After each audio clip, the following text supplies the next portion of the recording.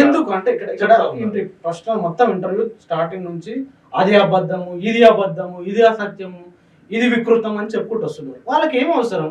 ఇప్పుడు ఆ సినిమా చూస్తే అర్థమవుతుంది, కొన్ని కోట్లు పెట్టి తీసిన సినిమా, కోట్ల రూపాయలు ఖర్చు పెట్టి అబద్ధాలు ప్రచారం చేయాల్సిన అవసరం ఆ డైరెక్టర్ కానీ ఆ నిర్మాత కానీ ఏం అవసరం ఉంది?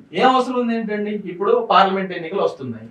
బీజేపీ నాయకుడు ఆ సినిమా నిర్మాత, బీజేపీ నాయకుడు 2018లో భువనగిరి అసెంబ్లీ నుంచి పోటీ చేసినటువంటి వ్యక్తి గూడూరు నారాయణ రెడ్డి. బీజేపీ నాయకుడు, ఆర్ఎస్ఎస్ మూలాలు ఉన్న వ్యక్తి. ఈ డైరెక్టర్ యాటా సత్యనారాయణ ఆర్ఎస్ఎస్ మూలాలు ఉన్న వ్యక్తి. బండి సంజయ్ కాశ్మీర్ ఫైల్స్ సినిమా వచ్చింది, మీకు గుర్తే ఉంటది. కాశ్మీర్ ఫైల్స్ సినిమా వచ్చినప్పుడే ఆనాడు తెలంగాణ బీజేపీకి అధ్యక్షుడు ఉన్న బండి సంజయ్ ప్రకటించిండు, కాసుకోండి మేము రజాకార్ ఫైల్ సినిమా తీస్తామని. ఆ రోజు ఆయన ప్రకటించింది కాబట్టి బీజేపీ డైరెక్షన్ లోనే స్క్రిప్ట్ రెడీ అయింది. బీజేపీ డైరెక్షన్ లోనే స్క్రిప్ట్ రెడీ అయింది. బీజేపీ డైరెక్షన్ లోనే సినిమా తీశారు. బీజేపీ నాయకుడే నిర్మాతగా వ్యవహరించి సినిమా తీశారు. బీజేపీ ఈ పార్లమెంట్ లో ఈ తెలంగాణ ప్రాంతంలో జరిగిన తెలంగాణ రైతాంగ సాయుధ పోరాటాన్ని వక్రీకరించి హిందూ ప్రజల్ని, మెజారిటీ ప్రజల మీద ఇన్ని దాడులు ముస్లింలు చేశారు, రజాకారులు చేశారని ఓట్ల కోసం తీసినటువంటి సినిమా ఇది. ఇన్ని అబద్ధాలు చెప్పినటువంటి సినిమా ఇది. కాబట్టి ఇక్కడ సినిమాలో ఆర్య సమాజ్ సంబంధించిన అంశాలు ఉన్నాయి. వాళ్ళు నిజంగా పనిచేసలేదు. ఆర్య సమాజ్ పాత్ర ఎక్కడ కనబట్టుకున్నారండి? ఎక్కడ గ్రామ రక్షణ దళాన్ని ఏర్పాటు చేశారు? ఎక్కడ ఏ భూస్వామికి వ్యతిరేకంగా పోరాటం చేశారు చెప్పమనండి? ఎక్కడ చేశారు చెప్పమనండి?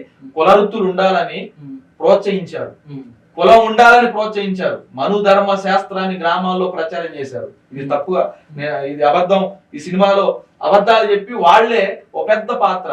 అది ఎంత దుర్మార్గం అండి! ఆవు వచ్చి రజాకార్ని చంపినట్టు చూపెట్టారు. సినిమా గ్రాఫిక్స్ వేసి వచ్చి రజాకార్ని చంపినట్టు చూశారు. ఇది ఏమనుకోవాలండి? ఇది అసత్యం కదా, అభూత కల్పన కదా ఇది. ఆర్య సమాజ్ పాత్ర ఇక్కడ లేనే లేదు. ఆర్య సమాజ్ కార్యాలయం జోగిపేటలో ఉన్నట్టు, జోగిపేటలో దాని కుస్తీలు పడుతున్నట్టు, ట్రైనింగ్ తీసుకుంటున్నట్టు ఆంధ్ర మహాసభ జోగిపేటలో తన మొట్టమొదటి కార్యాలయాన్ని ప్రారంభించింది. ఆంధ్ర మహాసభ కార్యాలయాన్ని కూడా ఆర్య సమాజ్ ప్రారంభించిందని చెప్పే ప్రయత్నం అంటే అంతే అండి. వక్రీకరణ.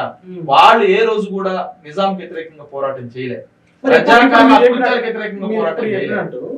ఈ బీజేపీ నాయకుడు ఈ బండి సంజయ్ స్క్రిప్ట్ రాపించిన, ఈ బీజేపీ రాపించిన, ఇప్పుడేం అవసరం? వాళ్ళకి ఏం ఎన్నికలు వస్తున్నాయండి? హిందువులు రెచ్చగొట్టాలి, విద్వేషాలు రెచ్చగొట్టాలి, ఇది చరిత్ర అని చెప్పాలి.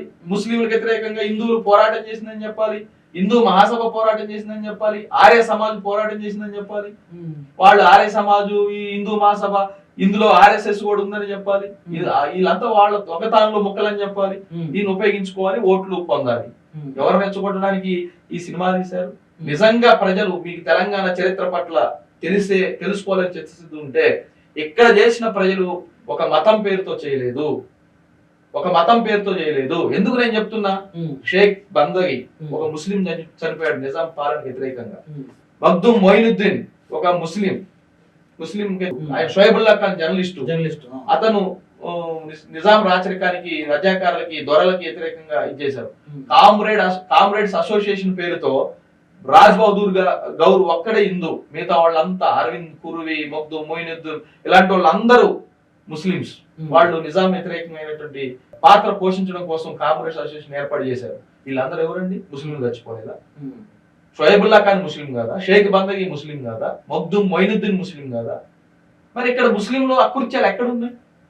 సుందర్లాల్ కమిటీ ఒక కమిటీ భారత ప్రభుత్వం నియమించింది కదా, తర్వాత రిపోర్ట్ కూడా చెప్పింది కదా, ఈ అకృత్యాలు సుందర్లాల్ కమిటీలో చెప్పారు. అకృత్యాలు ఆ తర్వాత కమ్యూనిస్ట్ పార్టీ నాయకత్వం ఎక్కడైతే వీక్ గా ఉందో అక్కడ ముస్లింలు కూడా చంపబడ్డారు భారత సైన్యాలు వచ్చిన తర్వాతని. ఆ తర్వాత విచ్ఛిన్నం జరిగిందని జేపీ చౌదరి ఎవరైతే ఉన్నారో ఈ సైన్యాలకి నాయకత్వం వహించిన అతను ఆర్డర్స్ ఇచ్చి ఎక్కువ మంది ఔరంగాబాదు, ఉస్మానాబాదు, లాతూర్ లాంటి ప్రాంతాలలో, ఈ బేదర్ లాంటి ప్రాంతాలలో 25,000 నుంచి 40,000 మంది ముస్లింలు చనిపోయారని సుందర్లాల్ కమిటీ నివేదిక కూడా ఉంది కదా. దాన్ని తీయండి బయటికి, దాన్ని చదవండి బయటికి. ఈ సినిమాలో దాన్ని చూపించే ధైర్యం ఉందా వాళ్ళకి? ఎందుకు? కేవలం ఎన్నికల కోసం బీజేపీ ఆర్ఎస్ఎస్ ట్రాప్ లో ప్రజలను రెచ్చగొట్టి వాళ్ళు ఈ పార్లమెంట్ ఎన్నికల్లో లబ్ధి పొందాలని తీసినటువంటి సినిమా ఇది. మొత్తం 100% అబద్ధాలతో కూడిన సినిమా. 100% అబద్ధాలు, వక్రీకరణలు, ఈ చరిత్ర మొత్తాన్ని వక్రీకరణ చేయడం. ఎందుకనంటే ఈ రోజు ఎక్కడ ఆర్ఎస్ఎస్ కి బీజేపీకి చరిత్ర లేదు, స్వాతంత్రోద్యమంలో చరిత్ర లేదా, ఏముందండి వాళ్ళకి, ఎవరున్నారు వాళ్ళ తరఫున పోరాడిన వాళ్ళు? తెలంగాణ సాయుధ పోరాటంలో చరిత్ర లేదు. ఈ ఇంటర్వ్యూనే తెలంగాణ పోరాటం ఉంది, అందులో కూడా వీళ్ళ చరిత్ర లేదా? అందులో కూడా ఇలా చరిత్ర లేదు. ఎవరున్నారండి వీళ్ళకి? ఎవరున్నారు? ఎన్ని వేల మంది చచ్చిపోయారు చెప్పమనండి, ఎన్ని వందల మంది చచ్చిపోయారు చెప్పమనండి, ఎవరు గెరిల్లా పోరాటం చేశారో చెప్పమనండి, ఎంతమంది భూమి పంచారో చెప్పమనండి, ఏ దొరకు వ్యతిరేకంగా పోరాటం చేశారో చెప్పమనండి, ఏ దేశ్ముఖ్ వ్యతిరేకంగా పోరాటం చేశారో చెప్పమనండి, ఏ భూస్వామికి వ్యతిరేకంగా పోరాటం చేశారో చెప్పమనండి. ఇది మొత్తం వీళ్ళకి చరిత్ర లేదు కాబట్టి ఈ చరిత్రను ఒక్కీకరించి వాళ్ళ చేతిలో తీసుకునే ప్రయత్నం చేయడం కోసం తీసిన సినిమా.